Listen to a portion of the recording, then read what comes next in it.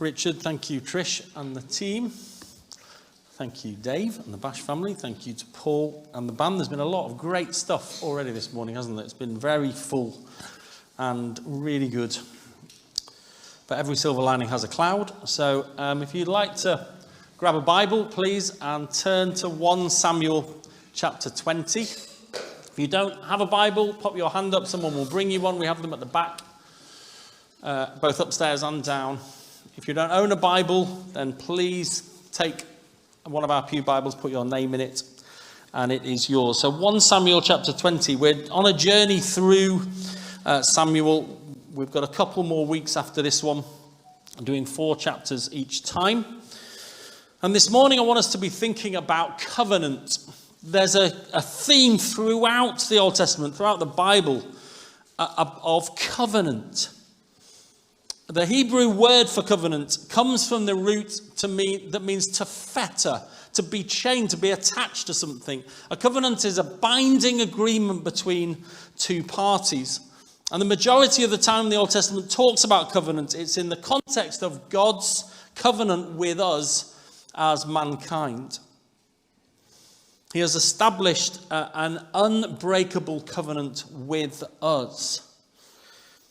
Let me just read a few verses from Hebrews 55. Listen to me and eat what is good, and you will delight in the richest of fare. Give ear and come to me. Listen that you may live. It's God speaking. I will make an everlasting covenant with you, my faithful love promised to David. An everlasting covenant of eternally promised love. What is the basis for this covenant, for this agreement that God makes with us? It is based on love, faithful love. The Hebrew word here is a word that's pronounced hesed, H-E-S-E-D. I don't often talk about the particular languages, but it's helpful this morning to know what this word is about and to understand it, because it's the basis of the agreement that God has made with us. The word hesed appears 240 times in the Old Testament in 28 of the books. It's sometimes translated loving kindness. If you read old verses of the Bible, you might know that. Other times it's unfailing love.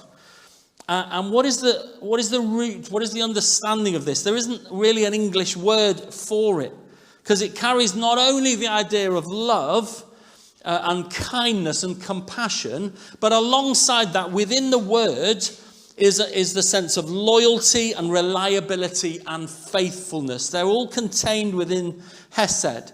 If there was one English word we could pick, it might be devotion, perhaps. It still doesn't quite carry that. Hesed is one of God's most central characteristics, his loving kindness. And the entire history of God's covenant relationship with us as human beings can be summarized in terms of this word, hesed. It is central to who God is. This is from Deuteronomy 7. Know therefore that the Lord your God is God. He is the faithful God, keeping his covenant of love to 1,000 generations of those who love him and keep his commandments.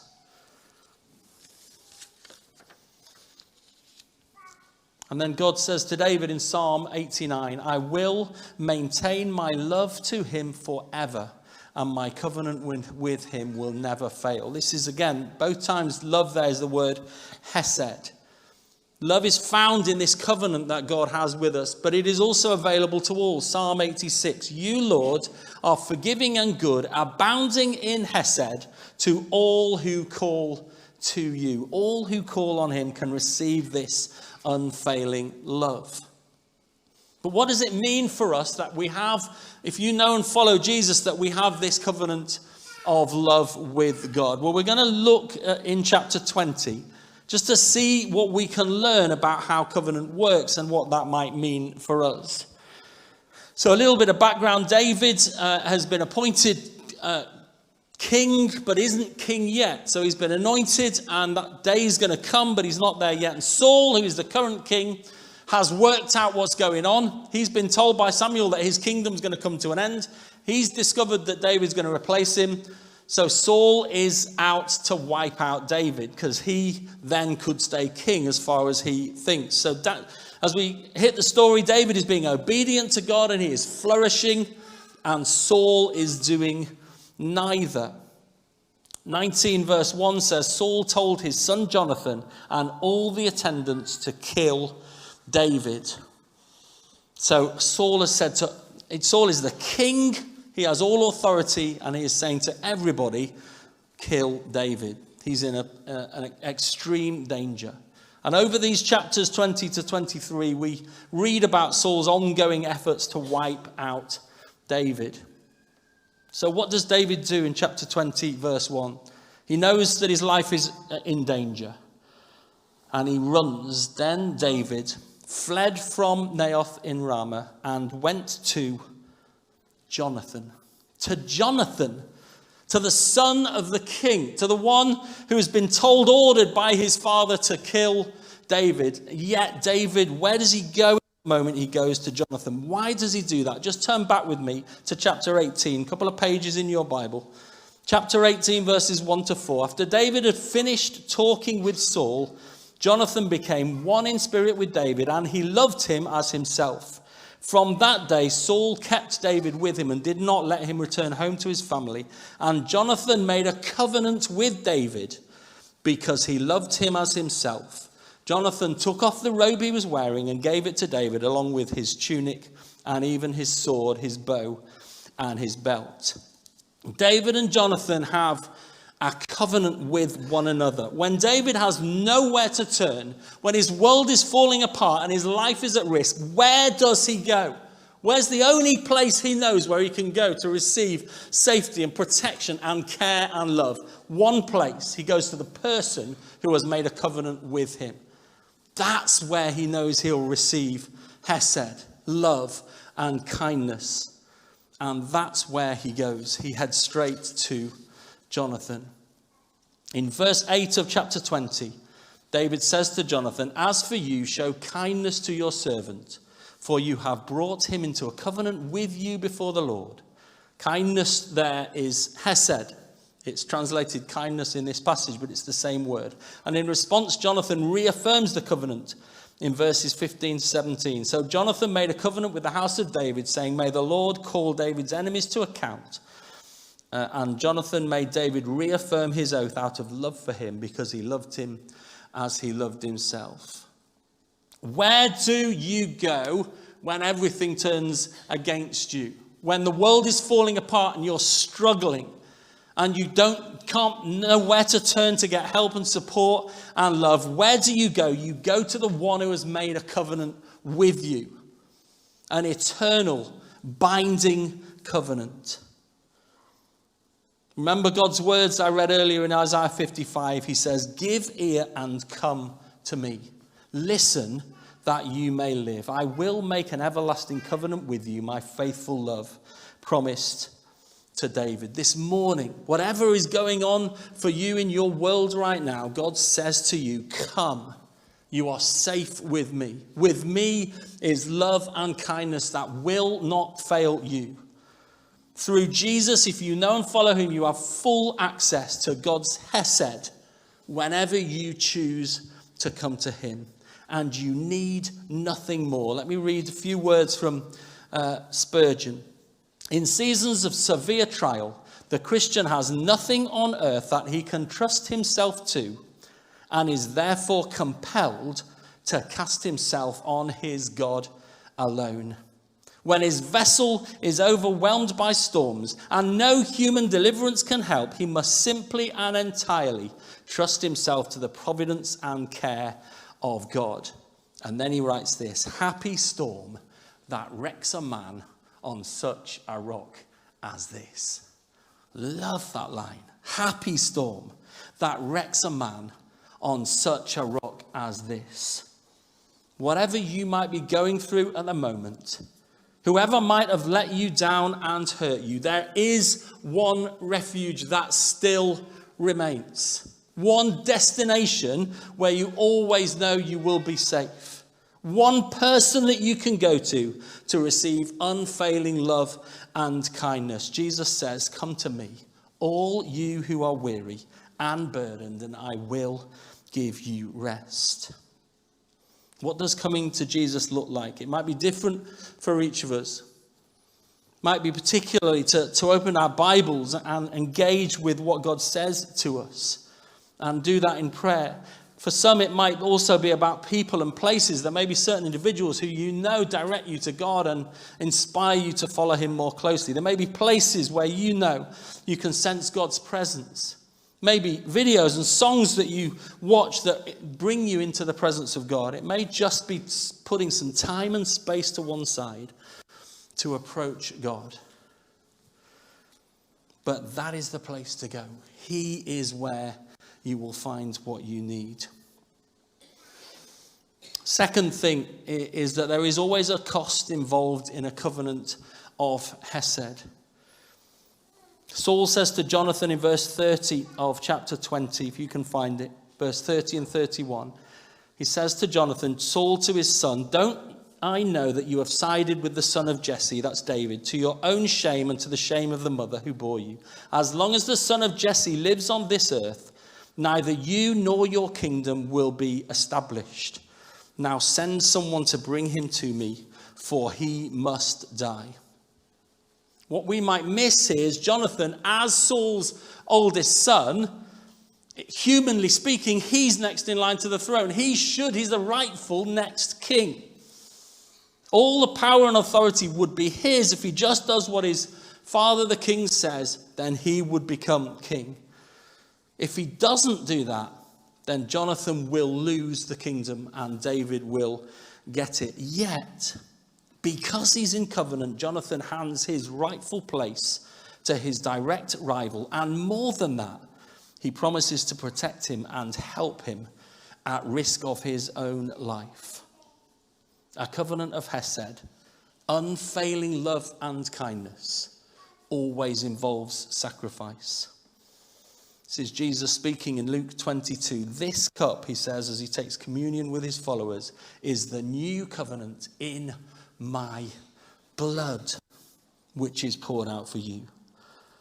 The covenant of Hesed that God has with us is sealed in the blood of Christ at the cross. The ultimate display of unfailing love is seen at the cross. Jesus himself again, greater love has no one than this, to lay down one's life for one's friends. Jesus gave up his rightful place as King of heaven. And according to Philippians 2, he made himself nothing. Being found in appearance as a man, he humbled himself by becoming obedient to death, even death on a cross. Through his sacrifice, we live.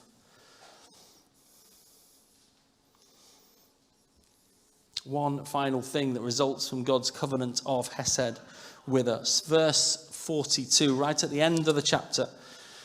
They've gone through this rigmarole. Jonathan had heard Saul previously say that he wouldn't harm David, and Jonathan wasn't sure if he still wanted to harm David. So they set this plot up where David can find out without putting himself in danger.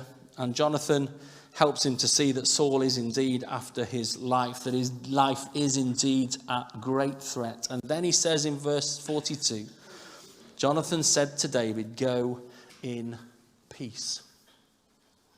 Go in peace. If there's one thing that David wouldn't perhaps be feeling at this moment, it's peace. He's just found out, again, he's had it confirmed that his life is at threat from the king and all those who would follow the king. In one sense, nothing has changed for David. The king still wants him dead. But the covenant guarantees peace. No matter what happens to them, the peace between Jonathan and David will never be broken. Nobody can come between that covenant of the Hesed, of unfailing love. Listen to these words from Isaiah 54. Though the mountains be shaken and the hills be removed, yet my unfailing love, that's Hesed, yet my Hesed for you will not be shaken, nor my covenant of peace be removed, says the Lord who has compassion on you. Though the mountains be shaken and the hills be removed, though all around us seems to fall apart, the covenant of peace, the covenant of unfailing love will never be broken, never shaken, never removed. God's Hesed covenant with us guarantees an unending state of peace between you and God. No matter what happens to you, no matter what you do, that peace will not be broken. And that includes daily peace. Jesus says, "Peace I leave with you, my peace I give you. I do not give to you as the world gives. Do not let your hearts be troubled and do not be afraid." There's a daily experience of that peace, that we need not be troubled and afraid, no matter what is going on to us, to those we love, to the world around us. There's a daily experience of peace because of the covenant of love. And more than that, there is an ultimate experience of peace. So you know what? In all of this, we need to remember David has been anointed by Samuel. God has chosen him as next king. No matter what Saul or anybody else tries to do to David, they will not succeed because he is going to be king. God has declared it, and God will make it happen. Jonathan knows that. And David can experience not just peace for that day, but peace for all eternity, peace for the future. The end is already decided. Jesus is king forever. Do you know that for yourself? If you know and follow Jesus, do you know that that peace is yours day by day by day, but also into eternity? If you don't yet know that, if you don't yet know Jesus, then there's an opportunity to experience and receive a peace that is unbreakable, that will not be taken away by things that go on in the world around us, will not be taken away by even things that we do that we shouldn't do. That peace cannot and will not be broken because it's based again on Jesus giving his life for us.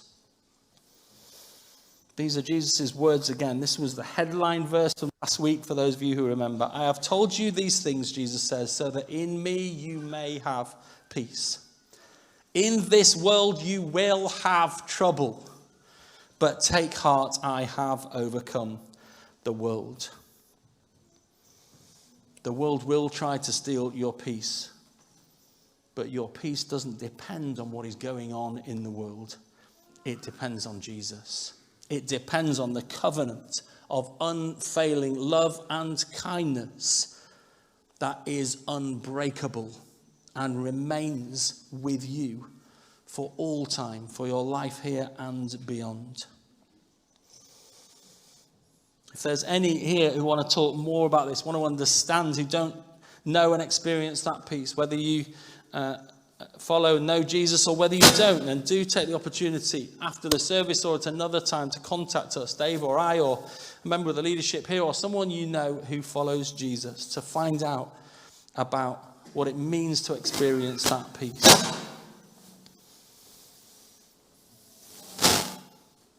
I'm going to sing a song in a moment, but we just want to read a psalm as the bands come out.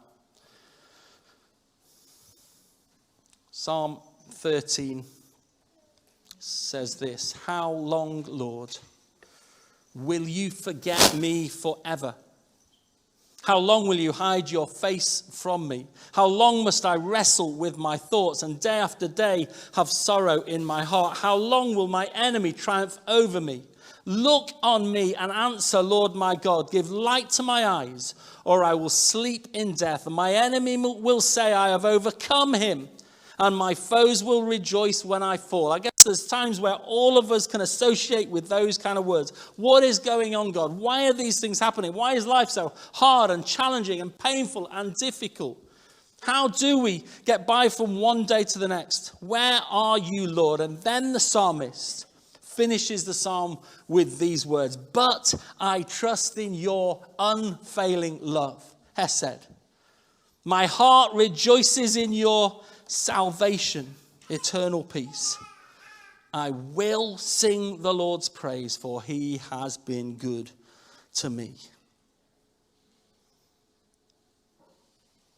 You cannot escape God's unfailing love, and it is there for your hardest and most challenging moments, for the good days and the bad days. There is a place where you can go, where you will always receive love and kindness. First song we're going to sing says this: all my life you have been faithful.